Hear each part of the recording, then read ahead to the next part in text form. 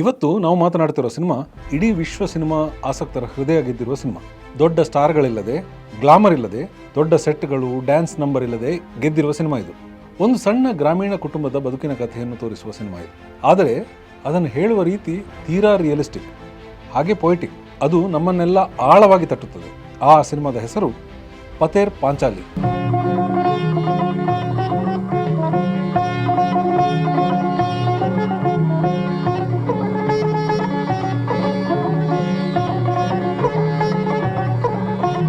ಸಾವಿರದ 1955ನೇ ಇಸವಿಯಲ್ಲಿ ಬಂದ ಈ ಸಿನಿಮಾದ ನಿರ್ದೇಶಕ ಸತ್ಯಜಿತ್ ರೇ. ಇದು ಕೇವಲ ಒಂದು ಸಿನಿಮಾ ಅಲ್ಲ, ಇದು ಭಾರತೀಯ ಸಿನಿಮಾದಲ್ಲಿ ಒಂದು ಪರಿವರ್ತನೆಯ ಕ್ಷಣ. ಚಿತ್ರದ ಕಥೆ ಬಂಗಾಳದ ಒಂದು ಬಡ ಕುಟುಂಬದ ಬದುಕಿನ ಸುತ್ತ ತಿರುಗುತ್ತದೆ. ಈ ಕುಟುಂಬದಲ್ಲಿ ತಂದೆ ಹರಿಹರ್, ತಾಯಿ ಸರ್ಬೋಜಯ, ಮಗಳು ದುರ್ಗಾ, ಮಗು ಅಪ್ಪು ಮತ್ತು ಅಜ್ಜಿ ಇಂದಿರಾ ಠಾಕುರಾನ್ ಇದ್ದಾರೆ. ಹರಿಹರ್ ಒಬ್ಬ ಪಂಡಿತ, ಕಾವ್ಯ, ನಾಟಕ, ಬರವಣಿಗೆಯ ಪ್ರೀತಿಯಲ್ಲೇ ಬದುಕುವವನು. ಆದರೆ ಜೀವನದಲ್ಲಿ ಹಣದ ಕೊರತೆ ಸದಾ ಕಾಡುತ್ತಲೇ ಇದೆ. ಕನಸುಗಳನ್ನು ಸಾಕಾರಗೊಳಿಸಲು ಬಯಸಿದರೂ ಕುಟುಂಬದ ಹೊರೆ ಹೊರುವ ಸಾಮರ್ಥ್ಯ ಅವನಲ್ಲಿಲ್ಲ.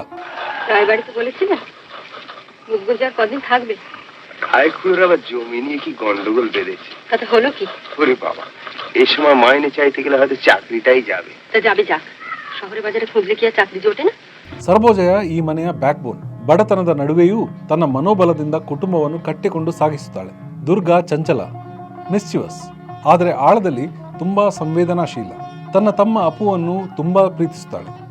ಅಪ್ಪು ಜಗತ್ತನ್ನು ಅರಿಯಲು ಕುತೂಹಲದಿಂದಿರುವ ಮುಗ್ಧ ಬಾಲಕ. ಅವನ ಕಣ್ಣುಗಳಲ್ಲಿ ಅನೇಕ ಪ್ರಶ್ನೆಗಳು, ಅವನ ಹೃದಯದಲ್ಲಿ ಜಗತ್ತಿನ ಬಗ್ಗೆ ಅಪಾರ ವಿಸ್ಮಯ.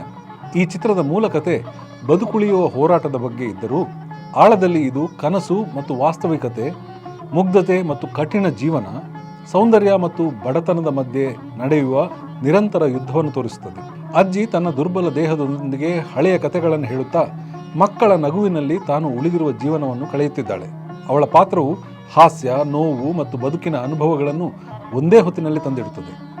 ಇದು ಚಿತ್ರಕ್ಕೆ ಮತ್ತಷ್ಟು ಆಳ ಮತ್ತು ಮಾನವೀಯತೆಯನ್ನು ಸೇರಿಸುತ್ತದೆ.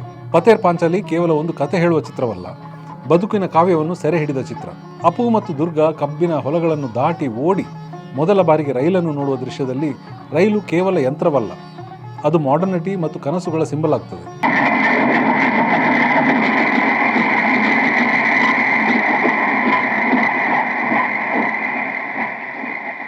ಹಳ್ಳಿ ಜೀವನದಲ್ಲಿ ತಲುಪಲಾಗದ ಜಗತ್ತಿನ ಒಂದು ನೋಟ ಅದಾಗ್ತದೆ. ಇದೇ ರೀತಿಯಲ್ಲಿ ಮಳೆ ಸುರಿಯುವಾಗ ಗಾಳಿ ಮಳೆಯ ಗ್ರ್ಯಾಂಡ್ಯೂರ್ ಮತ್ತು ಬಡ ಮನೆಯೊಳಗೆ ಹರಿಯುವ ನೀರಿನ ಹಾರ್ಶ್ನೆಸ್ ಒಂದೇ ಫ್ರೇಮ್ನಲ್ಲಿ ಕಾಣಿಸ್ತದೆ. ಪ್ರಕೃತಿಯ ಸೌಂದರ್ಯವೂ ಬಡತನದ ಕಷ್ಟವೂ ಒಂದೇ ದೃಶ್ಯದಲ್ಲಿ ಕಾಣಿಸ್ತದೆ.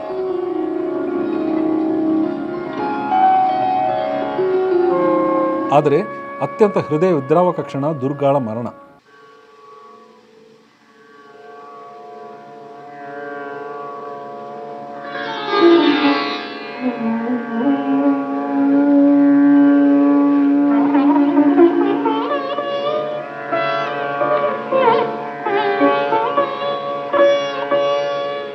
ಏಕೆಂದರೆ ಅದು ಕೇವಲ ಒಂದು ಪಾತ್ರದ ಅಂತ್ಯವಲ್ಲ, ಮುಗ್ಧತೆಯ ಅಂತ್ಯ. ಬದುಕು ಎಷ್ಟು ಫ್ರಜೈಲ್ ಎಂಬುದರ ಬಿಟ್ಟರ್ ರಿಮೈಂಡರ್.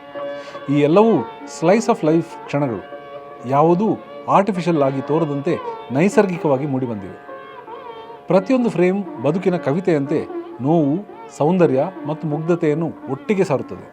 ರೆನ್ವಾರ್ ಹೇಳಿದಂತೆ, cinema is life without the boring parts.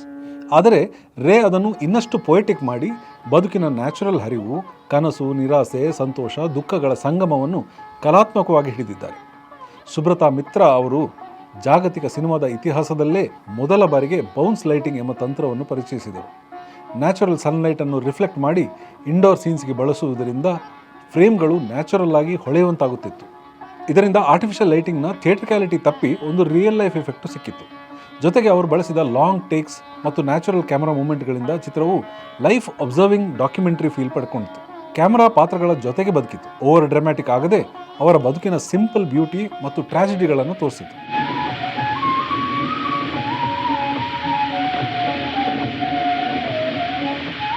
ಇನ್ನು ಚಿತ್ರದ ಸಂಗೀತವನ್ನು ಪಂಡಿತ್ ರವಿಶಂಕರ್ ಅವರು ತಮ್ಮ ಸಿತಾರ್ನ ರಾಗಗಳ ಮೂಲಕ ನಿರ್ಮಿಸಿದ್ದಾರೆ. ಅವರ ಕಂಪೋಸಿಷನ್ ಕೇವಲ ಬ್ಯಾಕ್ಗ್ರೌಂಡ್ ಸ್ಕೋರ್ ಆಗಿ ನಿಲ್ಲದೆ ಒಂದು ಪಾತ್ರವಾಗಿ ಈ ಸಿನಿಮಾದಲ್ಲಿ ಮೂಡಿಬರ್ತದೆ. ಉದಾಹರಣೆಗೆ, ದುರ್ಗಾ ಅಮ್ಮನೊಂದಿಗೆ ಹಣ್ಣು ಕದ್ದುಕೊಂಡು ತಿನ್ನುವ ದೃಶ್ಯದಲ್ಲಿ ಪ್ಲೇಫುಲ್ ಸಿತಾರ್ ನುಡಿಗಳು ಇನ್ನಸೆನ್ಸ್ ಮತ್ತು ಮಿಸ್ಚಿಫ್ಸ್ ಕನ್ವೆ ಮಾಡುತ್ತದೆ.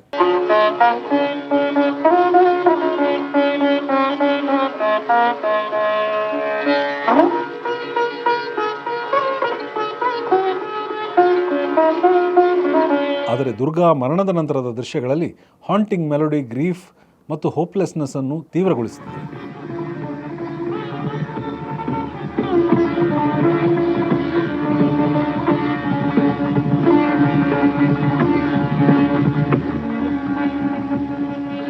ಹಾಗೆ ಈ ಸಿನಿಮಾದಲ್ಲಿ ದೇವು ಸೇನ್ ಗುಪ್ತಾ ಅವರ ಎಡಿಟಿಂಗ್ ರಿದಮಿಕ್ ಮತ್ತು ಆರ್ಗ್ಯಾನಿಕ್. ದೃಶ್ಯಗಳಿಗೆ ಒಂದು ಬ್ರೀದಿಂಗ್ ಸ್ಪೇಸ್ ಅವರು ಕೊಡ್ತಾರೆ. ಸೀನ್ಸ್ ರಶ್ಡ್ ಆಗದೆ ಪಾತ್ರಗಳು ತಮ್ಮದೇ ವೇಗದಲ್ಲಿ ಬದುಕಲು ಅವಕಾಶ ಕಲ್ಪಿಸಿಕೊಡ್ತಾರೆ. ಇದರಿಂದ ಪ್ರೇಕ್ಷಕರು ಕೇವಲ ಕಥೆ ನೋಡದೆ ಆ ಪಾತ್ರಗಳ ಬದುಕನ್ನೇ ಅನುಭವಿಸಲು ಸಾಧ್ಯವಾಗುತ್ತದೆ. ಚಿತ್ರವನ್ನು ಬಂಗಾಳದ ಒಂದು ಗ್ರಾಮದಲ್ಲಿ ಆ್ಯಕ್ಚುಯಲ್ ಲೊಕೇಶನ್ಸ್ಗಳಲ್ಲಿ ಚಿತ್ರೀಕರಿಸಲಾಯಿತು. ನಟರು ಟ್ರೈನಿಂಗ್ ಪಡೆದ ಪ್ರೊಫೆಷನಲ್ಸ್ ಆಗಿರಲಿಲ್ಲ. ಹೀಗಾಗಿ ಅವರು ಆ ಪಾತ್ರಗಳಂತೆಯೇ ಬದುಕಿದರು. ಇದರಿಂದ ಚಿತ್ರಕ್ಕೆ ರಾ ರಿಯಲಿಸಮ್ ಸಿಕ್ಕಿತು. ಪ್ರೇಕ್ಷಕರು ಪರದೆಯ ಮೇಲೆ ನಟಿಸುತ್ತಿರುವ ವ್ಯಕ್ತಿಗಳನ್ನು ನೋಡಲಿಲ್ಲ, ಬದಲಾಗಿ ಒಂದು ಕುಟುಂಬದ ಬದುಕು ಅನ್ಫೋಲ್ಡ್ ಆಗುತ್ತಿರುವಂತೆ ಅವರಿಗೆ ಫೀಲ್ ಆಗುತ್ತಿತ್ತು.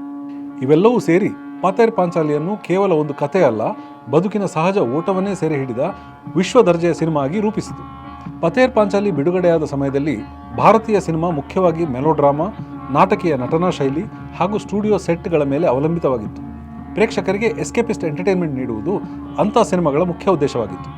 ಆದರೆ ಸತ್ಯಜಿತ್ ರೇ ಈ ಎಲ್ಲ ಸಂಪ್ರದಾಯಗಳನ್ನು ಮುರಿದು ಹೊಸ ಚಲನಚಿತ್ರ ಭಾಷೆಯನ್ನು ನಿರ್ಮಿಸಿದರು. ರೇ ಅವರು ಇಟಾಲಿಯನ್ ನಿಯೋರಿಲಿಸಮ್, ಅದರಲ್ಲೂ ಮುಖ್ಯವಾಗಿ ಬೈಸಿಕಲ್ ಥೀವ್ಸ್ನಿಂದ ಪ್ರೇರಣೆ ಪಡೆದರೂ ಅವರು ಅದನ್ನು ನಕಲು ಮಾಡಲಿಲ್ಲ. ಬದಲಿಗೆ ಪ್ಯೂರ್ಲಿ ಇಂಡಿಯನ್ ಕಾಂಟೆಕ್ಸ್ಟ್, ಅಂದರೆ ಬಂಗಾಳದ ಗ್ರಾಮೀಣ ಜೀವನ, ಆರ್ಥಿಕ ಹೋರಾಟ ಹಾಗೂ ಸಾಂಸ್ಕೃತಿಕ ಮೌಲ್ಯಗಳ ಮೂಲಕ ತಮ್ಮದೇ ಒಂದು ಧ್ವನಿಯನ್ನು ಸೃಷ್ಟಿಸಿದರು. ಈ ಕಾರಣಕ್ಕೆ ಪತೇರ್ ಪಾಂಚಾಲಿ ಭಾರತೀಯ ಜೀವನದ ವೈಶಿಷ್ಟ್ಯವನ್ನು ಪ್ರತಿಬಿಂಬಿಸುವ ದಿಟ್ಟ ಕೃತಿಯಾಗಿದೆ. ಈ ಚಿತ್ರದಲ್ಲಿ ಬಡತನವನ್ನು ರೊಮ್ಯಾಂಟಿಸೈಸ್ ಮಾಡಲಿಲ್ಲ, ಸೆನ್ಸೇಷನಲೈಸ್ ಮಾಡಲಿಲ್ಲ. ಸಾಮಾನ್ಯವಾಗಿ ಬಡವರ ಕಥೆಗಳು ದುಃಖವನ್ನು ತೀವ್ರಗೊಳಿಸುವುದಕ್ಕೆ ಅಥವಾ ದಯೆ ಹುಟ್ಟಿಸುವುದಕ್ಕೆ ಬಳಸಲ್ಪಡುತ್ತವೆ. ಆದರೆ ರೇ ಬಡತನದ ಡಿಗ್ನಿಟಿಯನ್ನು ತೋರಿಸಿದರು.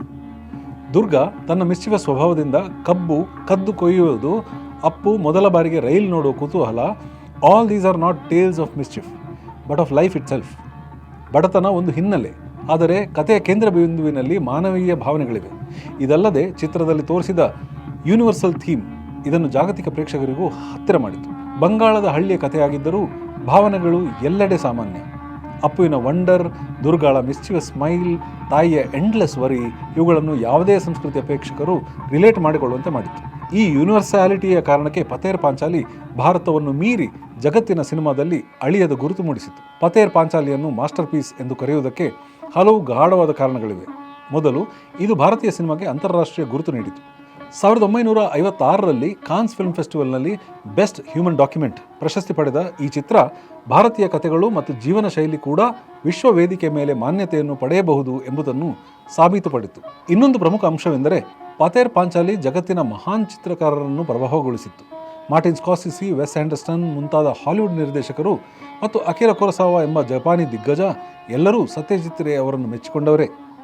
ಇಲ್ಲಿ ನಾವು ವಿಶೇಷವಾಗಿ ಕುರೋಸಾವಾ ಹೇಳಿದ ಒಂದು ಪ್ರಸಿದ್ಧ ಕೋಟ್ ನೆನಪಿಸಿಕೊಳ್ಬೇಕು: not to have seen the cinema of Ray means existing in the world without seeing the sun or the Moon.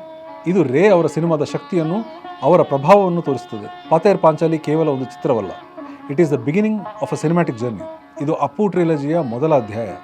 ನಂತರದ 2 ಭಾಗಗಳು 1956ರಲ್ಲಿ ಬಂದ ಅಪರಾಜಿತೋ ಮತ್ತು 1959ರಲ್ಲಿ ಬಂದ ಅಪೂರ್ ಸಂಸಾರ್.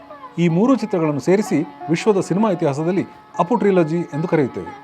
ಈ ಟ್ರಿಲಜಿಯಲ್ಲಿ ನಾವು ಅಪುನ ಜೀವನದ ಪಥವನ್ನು ಬಾಲ್ಯದಿಂದ ವಯೋವೃದ್ಧನವರೆಗೆ ಅನುಸರಿಸುತ್ತಾ ಹೋಗುತ್ತೇವೆ. ಮೊದಲ ಭಾಗದಲ್ಲಿ ಗ್ರಾಮೀಣ ಬದುಕಿನ ಹೋರಾಟ, 2ನೇ ಭಾಗದಲ್ಲಿ ನಗರದಲ್ಲಿ ಶಿಕ್ಷಣ ಮತ್ತು ತಾಯಿ ಮಗನ ಸಂಬಂಧದ ಸಂಕೀರ್ಣತೆ, 3ನೇ ಭಾಗದಲ್ಲಿ ಪ್ರೇಮ, ಕುಟುಂಬ ಮತ್ತು ಕಳೆದು ಹೋಗುವಿಕೆಯ ನೋವು. ಇವೆಲ್ಲವನ್ನೂ ಒಬ್ಬ ಮನುಷ್ಯನ ಜೀವನದ ಪಥದಲ್ಲಿ ಬರುವ ಅನುಭವಗಳಾಗಿ ಸತ್ಯಜಿತ್ ರೇ ಅವರು ಕಟ್ಟಿಕೊಟ್ಟಿದ್ದಾರೆ. ಸಿನಿಮಾಸಕ್ತರಿಗೆ ಇಂದು ಕೂಡ ಪತೇರ್ ಪಾಂಚಾಲಿ ಒಂದು ಪರ್ಮನೆಂಟ್ ರೆಫರೆನ್ಸ್ ಪಾಯಿಂಟ್ ಆಗಿದೆ. ಸಿನಿಮಾ ಶಾಲೆಗಳ ಪಾಠಪುಸ್ತಕದಲ್ಲಿ, ಫಿಲ್ಮ್ ಕ್ರಿಟಿಕ್ಸ್ ಬರಹಗಳಲ್ಲಿ, ಸಿನಿಫೈಲ್ಸ್ ಚರ್ಚೆಗಳಲ್ಲಿ ಯಾವಾಗಲೂ ಈ ಚಿತ್ರದ ಹೆಸರು ಮರಳಿ ಬರುತ್ತದೆ.